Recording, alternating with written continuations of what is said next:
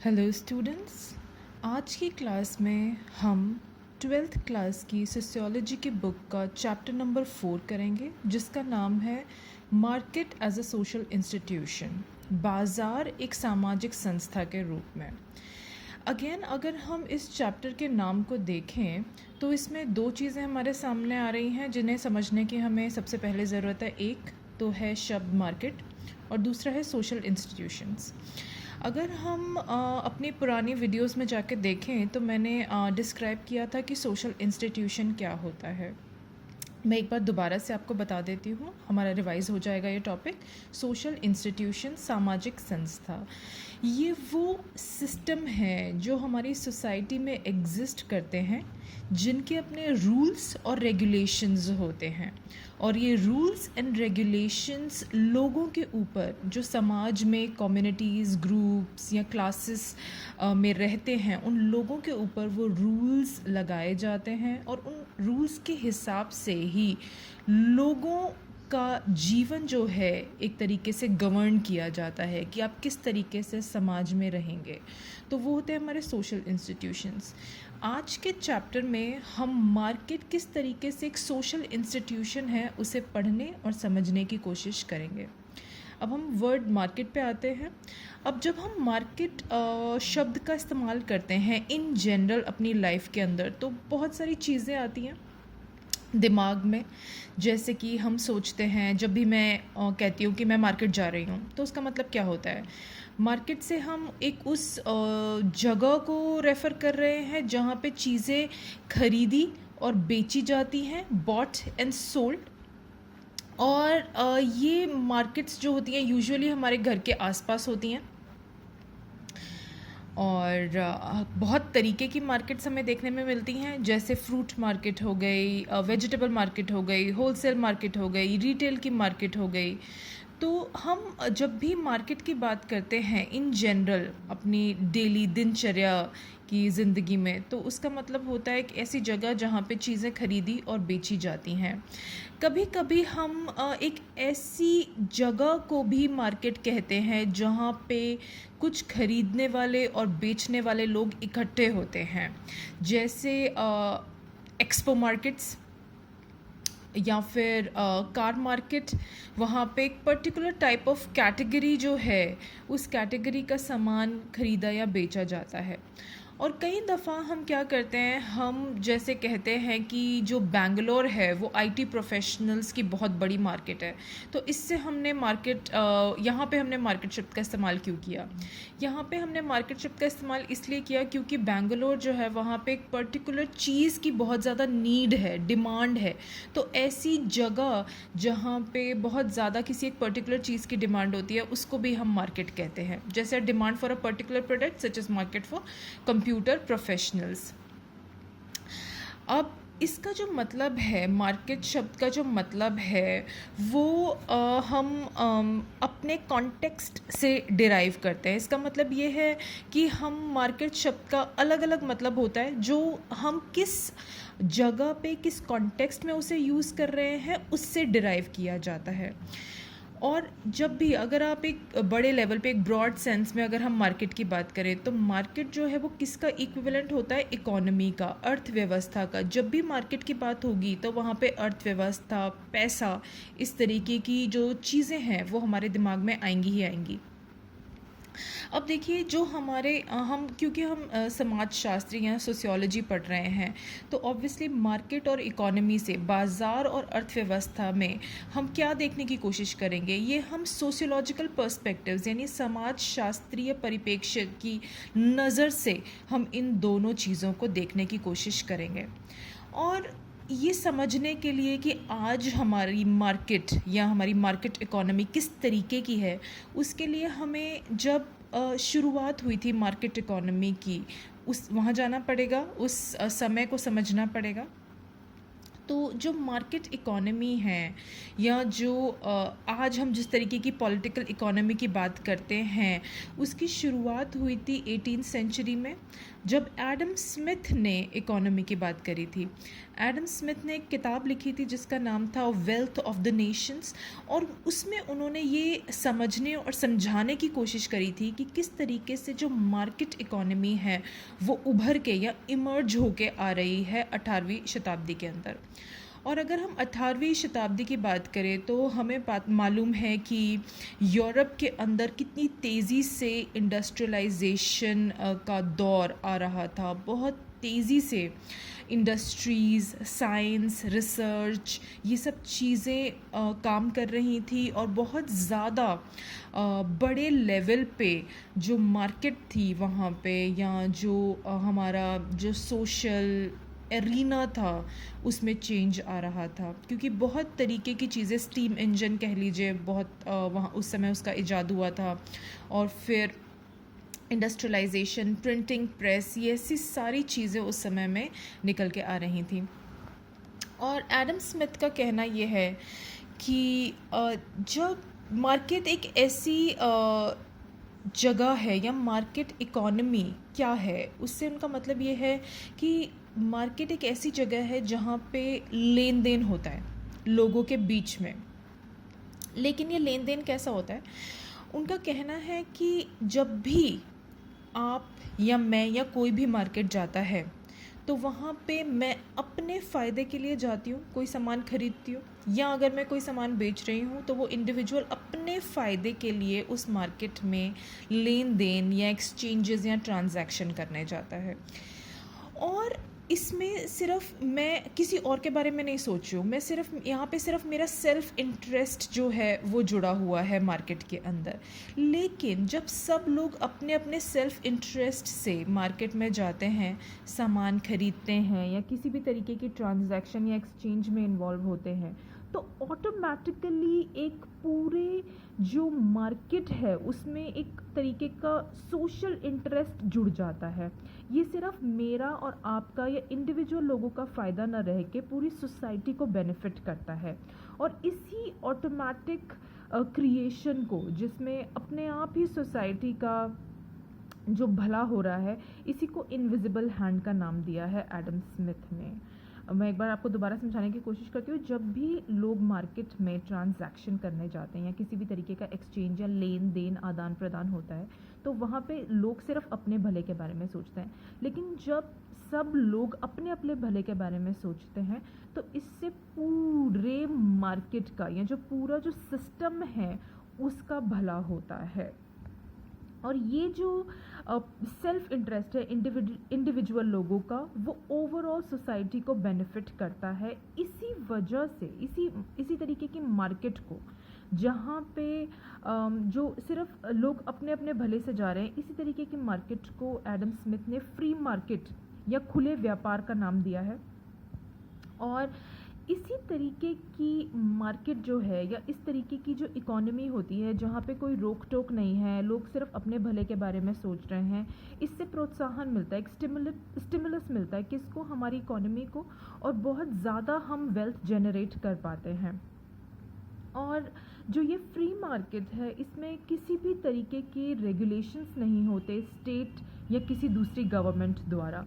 और जब ये फ्री मार्केट होती है विदाउट एनी रेगुलेशंस, तो इस तरीके की फ़िलॉसफी या अप्रोच को हम क्या कहते हैं? लेज़े फेयर। और जो लेज़े फेयर टर्म है वो एक फ्रेंच टर्म है जिसका मतलब होता है कि जो हो रहा है उसे होने दें, let it be, leave alone, किसी तरीके की रोक टोक ना हो, और जो ट्रांजैक्शंस या एक्सचेंजेस या आदान प्रदान लेन देन जो हो रहा है उसे होने दें। अब यही जो आधार है, जो लेज़े फेयर की जो फ़िलॉसफ़ी है या जो अप्रोच है, यही हमारी मॉडर्न इकोनॉमिक्स का आधार है। हम लिबरलाइजेशन, प्राइवेटाइजेशन या ग्लोबलाइजेशन की जब बात करते हैं, जो 1991 में हमारी इकोनॉमिक पॉलिसीज़ आई थी, तो उसके पीछे की जो फ़िलॉसफ़ी है वो इसी से इंस्पायर्ड है, लेज़े फेयर से। और इकोनॉमिस्ट का कहना है, अगर हम इकोनॉमिस्ट के परसेप्शन को सुने तो उनका ये मानना है कि जो हमारी इकोनॉमी है इज़ अ सेपरेट एंटिटी, वो एक अलग पार्ट है सोसाइटी का, जो जिसके अपने नियम हैं, अपने लॉज हैं, अपने रेगुलेशंस हैं, और इसका जो है लार्जर सोशल पॉलिटिकल रियलिटी से लेना देना नहीं है। और ये एक तरीके से हमारे जो जो मार्केट जो ऑपरेट करती है वो उसका इकोनॉमी से तो रिलेशन है, लेकिन सोशल पॉलिटिकल जो स्फेयर है उससे लेना देना नहीं है। लेकिन इसके बिल्कुल उलट सोशियोलॉजिस्ट्स का ये मानना है कि जो हमारी इकोनॉमी है, जो इकोनॉमिक इंस्टीट्यूशंस हैं, वो लार्जर सोशल फ्रेमवर्क में ऑपरेट करते हैं। यानी कि जो हमारी इकोनॉमिक जो अर्थव्यवस्था की जो संस्थाएं हैं वो बिना सोशल फ्रेमवर्क के काम नहीं करती। इसका मतलब ये है कि आप समाज को हटा के अर्थव्यवस्था को नहीं देख सकते। तो जो सोशियोलॉजिस्ट हैं वो अर्थव्यवस्था के इसी पर्टिकुलर पार्ट को पढ़ने की कोशिश करते हैं जिसमें हम देखते हैं कि किस तरीके से अलग अलग सोशियो कल्चरल जो एलिमेंट्स हैं वो हमारी इकोनॉमी को प्रभावित करते हैं। और जो मार्केट्स हैं वो कंट्रोल की जाती हैं पर्टिकुलर सोशल ग्रुप्स या क्लासेस द्वारा। क्योंकि अगर आप नॉर्मल भाषा में भी देखें तो मार्केट्स कौन चलाते हैं? जो अगर हम किसी तरीके का आदान प्रदान कर रहे हैं मार्केट के अंदर या बाज़ार के अंदर, तो वो कौन कर रहा है? वो लोग कर रहे हैं, वो लोगों के ग्रुप्स या क्लासेस कर रहे हैं। तो हम अर्थव्यवस्था को लोगों से हटकर नहीं देख सकते। तो जो हमारी इकोनॉमी है इस सोशली एम्बेडेड, मतलब हमारी अर्थव्यवस्था जो है वो समाज में रची बसी है। तो आप अर्थव्यवस्था को समाज से, लोगों से हटकर नहीं देख सकते। और इसका एक सबसे बड़ा एग्जाम्पल अगर हम बात करें तो वो होगा वीकली ट्राइबल हाट, यानी जो साप्ताहिक आदिवासी बाज़ार जो लगते हैं वो अगर हम उन्हें पढ़ें और देखें तो हमें समझ में आएगा कि लोग किस तरीके से, जो लोग हैं, जो ट्रेडिशंस हैं, जो कल्चर्स हैं, वो किस तरीके से हमारी इकोनॉमी को प्रभावित करते हैं। और जो हमारी वीकली ट्राइबल हार्ट का कॉन्सेप्ट है वो कब आया था? वो कॉलोनियल एरा में आया था, औपनिवेशिक काल में, जब इंडिया जो है अंग्रेज़ों के अधीन था। तो इसी को कंटिन्यू करते हुए हम एक एग्ज़ाम्पल डिटेल में डिस्कस कर लेते हैं, और वो एग्ज़ाम्पल है हमारा ट्राइबल मार्केट का, आदिवासी बाज़ार का, जो कि लगता है छत्तीसगढ़ के बस्तर ज़िले के धोराई गांव में। अब आप देखेंगे जब भी हम आदिवासी लोगों की बात करते हैं या उनकी कम्युनिटीज़ की बात करते हैं तो हमें पता है कि वो बेसिकली एग्रेरियन या पेजेंट सोसाइटीज़ होती हैं, या ऐसी सोसाइटीज़ होती हैं जो फॉरेस्ट में, हिली एरियाज़ में या लैंड्स में भी अगर रह रही हैं तो वो एग्रेरियन और पेजेंट जो एक्टिविटीज़ हैं वो इन्वॉल्व होती हैं उनकी लाइफ के अंदर। तो ये ऐसी सोसाइटीज़ के अंदर जो मार्केट्स लगाई जाती हैं वो पीरियोडिकल मार्केट्स होती हैं, मतलब कि वो हफ्ते में या 15 दिन में या महीने में एक बार लगने वाली मार्केट्स होती हैं जो कुछ समय में रेगुलरली लगाई जाती हैं। और वो मार्केट्स जो है उन सोसाइटी का सेंट्रल फीचर, यानी बहुत ही महत्वपूर्ण एस्पेक्ट होता है, जो कि सिर्फ इकोनॉमिक ऑर्गेनाइजेशन नहीं है, वो इकोनॉमिक के साथ साथ सोशल ऑर्गेनाइजेशन। ये जो मार्केट्स हैं हमारी, जो पेजेंट कम्युनिटीज़ लगाती हैं अपने रूरल एरियाज़ में या फॉरेस्ट या हिली एरियाज़ के अंदर, वो इकोनॉमिक के साथ साथ सोशल ऑर्गेनाइजेशंस भी हैं। वो कैसे हैं ये हम आगे पढ़ेंगे। अब जो ये मार्केट्स हैं ये वीकली मार्केट्स होती हैं, मोस्ट ऑफ द टाइम्स वो सप्ताह में एक बार मार्केट्स लगाई जाती हैं और यहाँ पे लोग इकट्ठे होते हैं। और जो बेसिक फीचर होता है किसी भी मार्केट का वो ये होता है कि हम कुछ सामान लेने या बेचने जाते हैं वहाँ पे, जो हमें अपने आस-पास या हमारे घरों में नहीं मिलता है, वो सामान हम खरीदने के लिए बाज़ार में जाते हैं। अब ऐसी मार्केट्स के अंदर सिर्फ ट्राइबल लोग नहीं आते हैं, जो ट्राइबल्स हैं उनके अलावा जो नॉन ट्राइबल लोग हैं, जैसे ट्रेडर्स हो गए या हमारे और बहुत तरीके के जो मनी लेंडर्स हैं वो हो गए, और एंटरटेनर्स जो वहाँ पे लोगों का मनोरंजन करके अपना पेट पालते हैं, ऐसे लोग हो गए। एस्ट्रोलॉजर्स आते हैं वहाँ पे, हाथ देखने वाले, हाथ पढ़ने वाले। और इसी तरीके से कैटल मार्केट्स भी लगती हैं जो कि बहुत ज़्यादा फ्रीक्वेंट नहीं होती हैं, जैसे पुष्कर का जो मेला है जहाँ पे जो हमारे कैटल्स हैं वो खरीदे और बेचे जाते हैं, वो एक मार्केट है, बट वो लेस फ्रीक्वेंट मार्केट्स होती हैं। तो ये जो मार्केट्स हैं, यहाँ पे क्या होता है, यहाँ पे जो लोग जो ट्राइबल लोग हैं उनके फॉरेस्ट में जो प्रोड्यूस होते हैं, जो सामान उगाया जाता है या जो फॉरेस्ट में सामान उगता है उसको बेचा जाता है। और ये किसके द्वारा ख़रीदा जाता है? ये लोकल लोगों द्वारा। जो ट्राइबल लोग हैं वो तो ख़रीदते ही हैं, उसके अलावा जो नॉन ट्राइबल नॉन लोकल लोग हैं, जो ट्रेडर्स हैं, जो बाहर शहरों या कस्बों से आते हैं, वो उस सामान को ख़रीदते हैं और दूसरे शहरों या कस्बों में जाके बेचते हैं। तो इससे क्या होता है, जो हमारी लोकल इकोनॉमी है, जो किसी फॉरेस्ट या हिली एरियाज़ की या जहाँ पे जो ट्राइबल इकोनॉमी है, वो लिंक हो रही है किससे?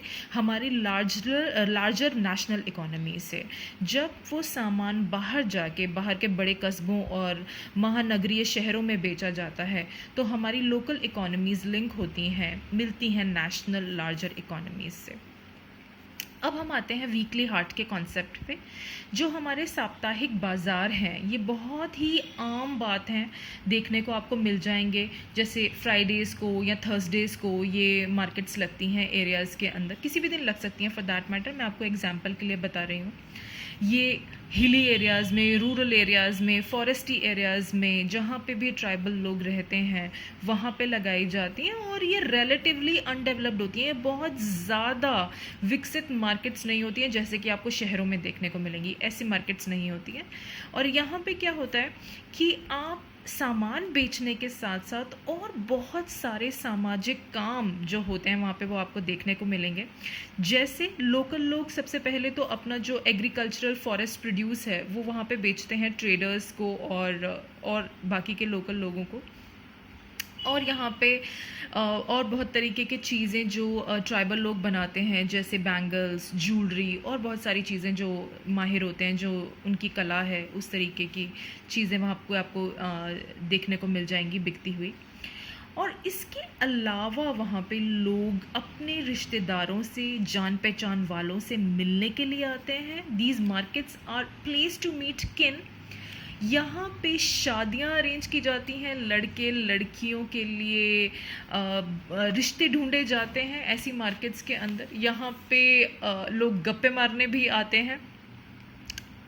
तो आप देखेंगे कि आर्थिक के साथ साथ बहुत सारे ऐसे सामाजिक काम भी हैं जो इन मार्केट्स के अंदर होते हैं। तो हम ये नहीं कह सकते कि ये मार्केट्स जो हैं वो प्योरली इकोनॉमिकल इंस्टीट्यूट्स हैं, नहीं, they are basically economic as well as social institutions. और ये बहुत पुराने सोशल इंस्टीट्यूशंस हैं जो बहुत सदियों से चले आ रहे हैं हमारे देश के अंदर। और धीरे धीरे विद द टाइम हमें इनके अंदर चेंज देखने को मिला है। अब जो क्योंकि हमारे समाज में बहुत डेवलपमेंट आई है, स्पेशली आफ्टर इंडिपेंडेंस हमने बहुत ज़्यादा डेवलपमेंट पे जोर दिया है, तो हमने क्या किया है कि जो ट्राइबल लोग हैं उनके एरियाज़ जो सिर्फ पहले ट्राइबल लोगों तक सीमित थे, वहाँ पे हमने इंक्रोचमेंट किया है। उनके जो रिच रिसोर्सेज, मिनरल्स थे, उनको हमने, उनकी जो लैंड थी वो हमने काफ़ी हद तक वहाँ पे इलीगल तरीक़ों से घुस के या सरकार ने वहाँ पे जाके उनसे उनका हनन किया है और उनके रिसोर्सेस को हमने बहुत ज़्यादा एक्सप्लॉइट किया है, which has led to the influx of traders and money lenders in their areas। अब आप इसे समझेंगे, जब वहाँ पे उनके हिली एरियाज़ या फॉरेस्टी एरियाज़ में हमने इंडस्ट्रीज़ खोलने की कोशिश की है, माइंस बनाने की कोशिश की है, तो वहाँ पे बहुत सारे ट्रेडर्स और मनी लेंडर्स का भी आवागमन हुआ है। और वो ट्रेडर्स और मनी लेंडर्स क्या करते हैं, एक तो शहरों से या दूसरे गाँव से लोग वहाँ पे लेके जाते हैं एज अ लेबर, और जब इन ट्राइबल लोगों से उनके रिसोर्सेज छीन लिए जाते हैं तो उनके पास और कोई ऑप्शन नहीं बचता और वो as a labour in traders और मनी लेंडर्स के साथ काम करते हैं। तो these tribals are also recruited as labourers for plantations and mines. और ये एक और तरीका है, जब हम ट्राइबल जो लेबर है उसको ट्राइबल की जो उसकी जो एक कैरेक्टरिस्टिक्स है उसे छीन के उसे एक लेबर के रूप में इस्टेब्लिश कर देते हैं। और इसी तरीके से हम जो लोकल ट्राइबल इकोनॉमीज़ हैं उनको लिंक करते हैं नेशनल इकोनॉमीज़ से। अब आप अगर हम पर्टिकुलरली बस्तर ज़िले के धोराई गांव की बात करें तो वहाँ पे हम देखेंगे कि जो बस्तर ज़िला है वो बहुत ज़्यादा पॉपुलेटेड है, और यहाँ पे जो मेजॉरिटी ऑफ जो लोग हैं वो गोंड ट्राइब से बिलोंग करते हैं। ये एक आदिवासी ग्रुप है और बड़ी मात्रा में, बड़ी संख्या में पाए जाते हैं बस्तर ज़िले के अंदर।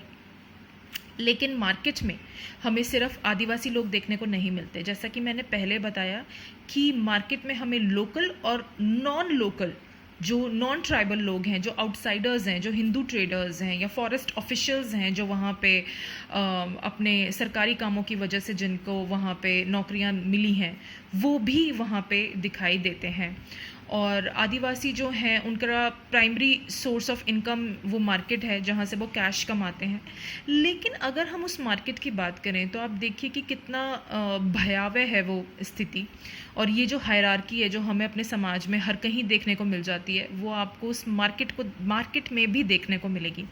अब अगर हम मार्केट में देखें तो जो बहुत ही ऊंचे जाति के जो लोग हैं, जैसे राजपूत हो गए, या ये ऑफिशियल जो फॉरेस्ट ऑफिशियल्स हैं, गवर्नमेंट जॉब वाले जो लोग हैं वो हो गए, हिंदू ट्रेडर्स हो गए, तो वो उस मार्केट के अंदर का जो सबसे सेंट्रल एरिया होता है वो उनके पास होता है। वो लोग वहाँ बैठते हैं जिससे वो चारों तरफ नज़र भी रख सकते हैं।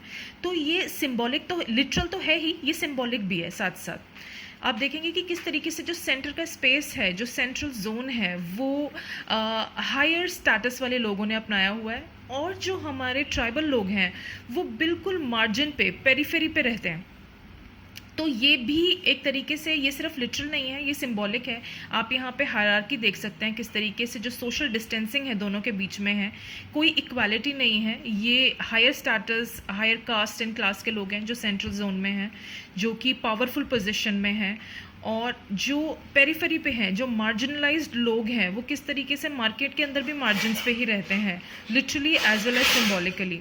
तो ये हायरार्की जो है हमें साफ देखने को मिल जाती है इन मार्केट्स के अंदर। और ये सोशल जो डिस्टेंसिंग है इन दोनों ग्रुप्स के बीच में, this also points out to the inequality that exists in our society, जो एक तरीके से हमारे देश की जो आप कह सकते हैं कि जो हर जगह पे जो इनइक्वालिटी हमें देखने को मिलती है वो यहाँ पे भी देखने को आपको साफ साफ मिल जाएगी। तो इस क्लास को मैं यहीं ख़त्म करती हूँ, और अगली क्लास में हम इस चैप्टर को आगे कंटिन्यू करेंगे। Thank you so much.